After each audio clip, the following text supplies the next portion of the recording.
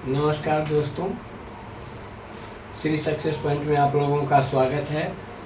Last के video में हमने गति के इंट्रोडक्शन वाले चीज़ें बताई थी, जैसे rest and motion, distance and displacement. उसके बाद नेक्स्ट टॉपिक आता है हमारा टाइप्स ऑफ मोशन, गति के प्रकार।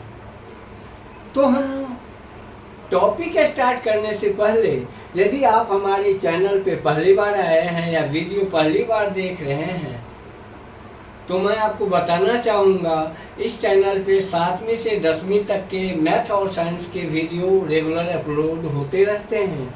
यदि आप छात्र हैं या पढ़ने में रुचि रखते हैं तो प्लीज़ चैनल को सब्सक्राइब कर दीजिए।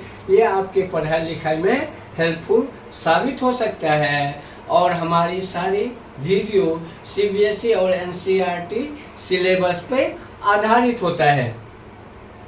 अब हम स्टार्ट करते हैं गति के प्रकार। गति के प्रकार या इसको हम कहते हैं टाइप्स ऑफ मोशन।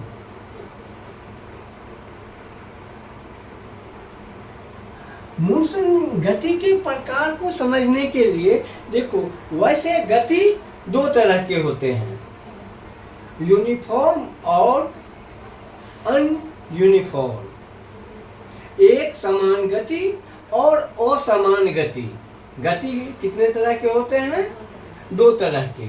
यदि कोई कण बराबर इक्वल टाइम इंटरवल में इक्वल दूरी तय करता है तो उसे हम एक समान गति कहते हैं।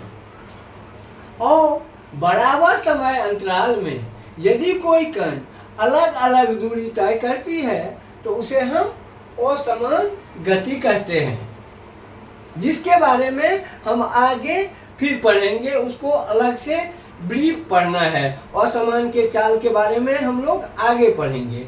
आज हम कण के मूवमेंट के डायरेक्शन के आधार पे जो गति के प्रकार हैं उसको जानने की कोशिश करते हैं, जिसमें सबसे इम्पोर्टेंट और सिलेबस में एनसीईआरटी के सिलेबस में है वो क्या है? सरल रेखीय गति। क्या? सरल रेखीय गति।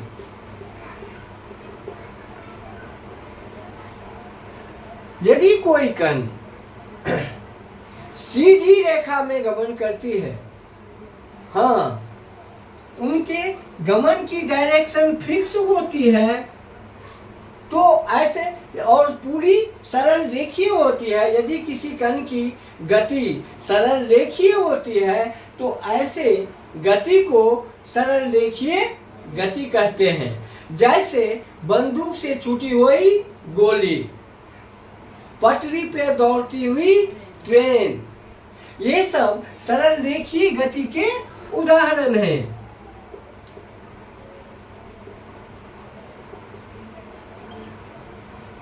अब हम मान लेते हैं कोई कण O से 4 मीटर दूरी तय करके A बिंदु पर पहुंचता है। पूरा सीधी सरल रेखीय गति है। फिर B से 7 सेंटीमीटर A से चलकर B पे पहुंचती है। सीधी सरल रेखीय गति है। अब क्या करता है? फिर B से 9 मीटर दूरी तय करके C पर पहुंचती है और फिर ये C से वापिस इस डायरेक्शन में आ जाती है और B होते हुए A पे पहुंच जाती है। कहाँ? A पर। अब इस कंडीशन में इस कण के द्वारा तय की गई दूरी और विस्थापन निकालना है। कैसे निकालेंगे? तय की गई दूरी क्या होगा? जैसे कि हम जानते हैं कोई कण जिस रास्ते से जाता है उस रास्ते की वास्तविक लंबाई जो होती है वो तय की गई दूरी होती है। तो कण ओ से होते हुए, ए होते हुए, बी होते हुए, सी होते हुए गई है। तो पहले तो हम इसको जोड़ेंगे 7 और 4, 11 और 9, 20 मीटर, ये हो गया। उसके बाद सी से बी पे आया है और बी से ए पे आया है। 9 और 7, 16, 16 और 20, 36 मीटर की दूरी जो है, डिस्टेंस क्या हो गया कवर, 36 मीटर।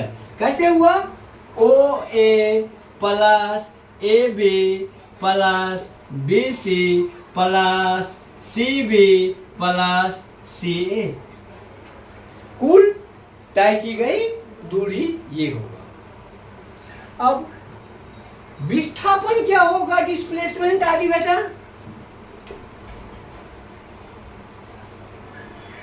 यहाँ पे डिस्प्लेसमेंट क्या होगी,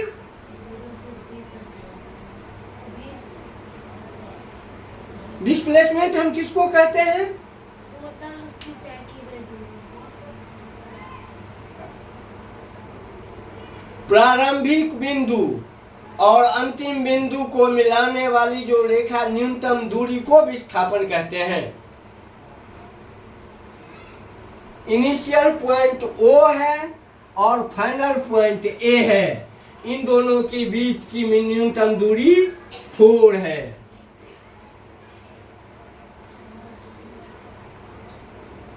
कैसे गया, क्या गया, उससे विस्थापन को कोई लेना देना नहीं होता। विस्थापन प्रारंभिक बिंदु और अंतिम बिंदु को ढूंढती है। दो ही चीज को याद रखना है, फाइनल पॉइंट और इनिशियल पॉइंट। अगर एंडिंग पॉइंट उसको सी हो, अरे सी से फिर रिटर्न आ गया है ना, ये भी तो बोला जा रहा है। यहां से ये वापिस होके फाइनल कहाँ पहुंचा है, ए पे। तुम्हें सी पे जब है उससे तो तुम्हें कुछ, अब तो ये कह रहा है जब ए पे पहुंच गया है उस टाइम में डिस्प्लेसमेंट क्या होंगे। तो डिस्प्लेसमेंट हम किसको कहते हैं, अंतिम बिंदु और प्रारंभिक बिंदु को मिलाने वाली जो मिनिमम डिस्टेंस होती है उसको डिस्प्लेसमेंट कहते हैं, जो हमें 4 दिया गया है।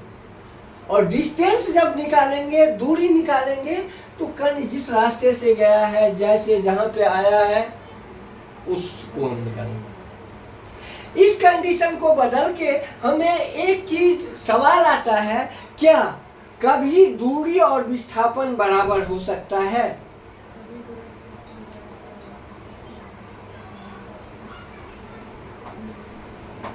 सकता है। हाँ बिल्कुल हो सकता है। यदि ये कण ओ से चला और ए पे ही पहुंचा, हो गया, हाँ, तो इधर एक और इसी टाइम में तुम्हें बोला क्या, इस सरल लेके, और पार्टिकल स्ट्रेट लाइन मोशन में है, बोलेगा जो दूरी कितना होगा 4 सेंटीमीटर, डिस्प्लेसमेंट कितना होगा। 4 सेंटीमीटर। ये सरल रेखीय गति एक ही डायरेक्शन में जहां तक करते रहेंगे, उल्टा सीधा हाँ, जब तक ये वापसी वाली कहानी यदि बी पे है, से सरल रेखीय गति है, तो भी क्या होगा, डिस्टेंस और डिस्प्लेसमेंट सेम होगा। सी पे भी यदि हम पार्टिकल जाता है तो इस टाइम में भी डिस्टेंस और डिस्प्लेसमेंट सेम सेम होगी। जब वापसी वाली कहानी आ जाएगी तो डिस्टेंस तो बढ़ेगा, साथ के साथ डिस्प्लेसमेंट कम होते जाएंगे।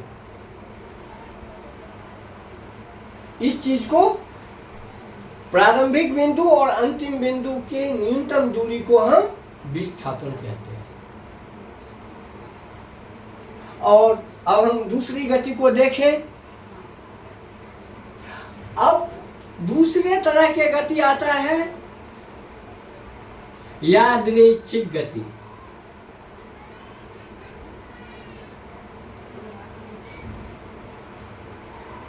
गति इसको इंग्लिश में रैंडम मोशन कहते हैं। जब किसी कण का डायरेक्शन बार बार चेंज होता रहता है, बदलता रहता है, तो ऐसे गति को हम क्या कहते हैं, यादृच्छिक गति, रैंडम मोशन। जैसे मक्खी का भिनभिनाना, अलग अलग, हाँ, मच्छरों का चलना, इन सब की गति का कोई डायरेक्शन।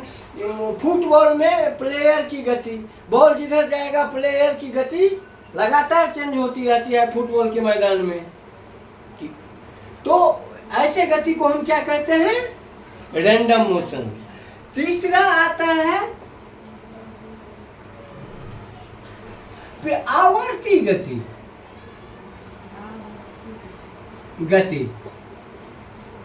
Periodic motion.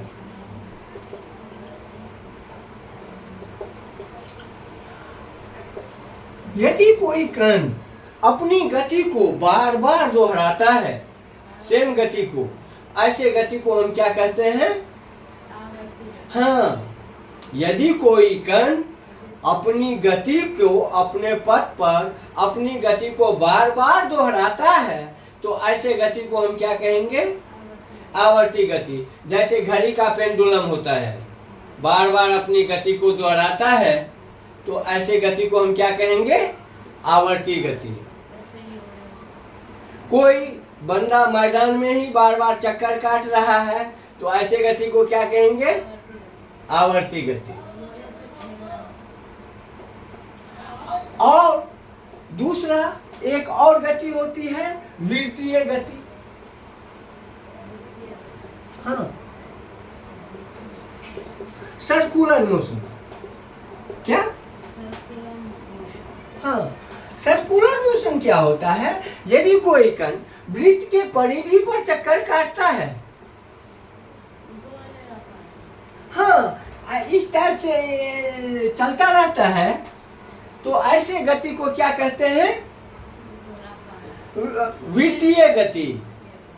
याद रखना, ये यदि बार बार इस पथ पर चक्कर काटेगा तो ये वृत्तीय गति आवर्ती गति भी होगी, पेरियोडिक मोशन। जब की डेफिनेशन ही यही है, जब कोई कण अपने पथ को बार बार दोहराता है तो ऐसे गति को हम क्या कहते हैं? आवर्ती गति।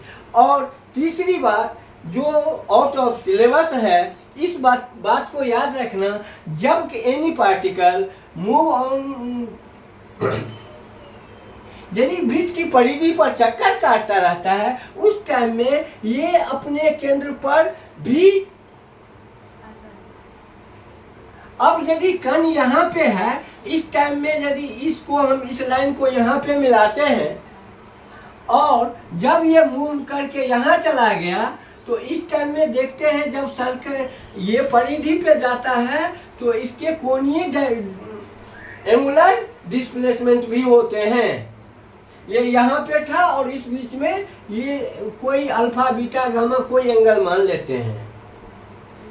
यानी वृत्तीय गति के केस में ये परिधि पे सरल रेखीय गति होते हैं और इसके सेंटर पर एंगुलर मोशन होता है। कोणीय गति को क्या कहते हैं? Angular motion. और एंगुलर मोशन और सरल रेखीय मोशन जो होता है, इसमें एक रिलेशन है रेखीय गति और कोणीय गति में, जो V बराबर ओमेगा आर। क्या होता है? V बराबर ओमेगा आर। इसको हम नेक्स्ट क्लास में साबित करके दिखाएंगे। इसको पढ़ने की, समझने की कोशिश करेंगे, जो हमारे सिलेबस में तो नहीं है, लेकिन अभी यदि आप लोग समझ लेते हैं तो बहुत अच्छा होगा। आगे में इससे कंसेप्ट क्लियर रहती है। धन्यवाद। हमारी वीडियो यदि अच्छा लगे तो चैनल को सब्सक्राइब कर दीजिए, वीडियो को लाइक कर दीजिए और छात्रों को शेयर कर दीजिए। धन्यवाद।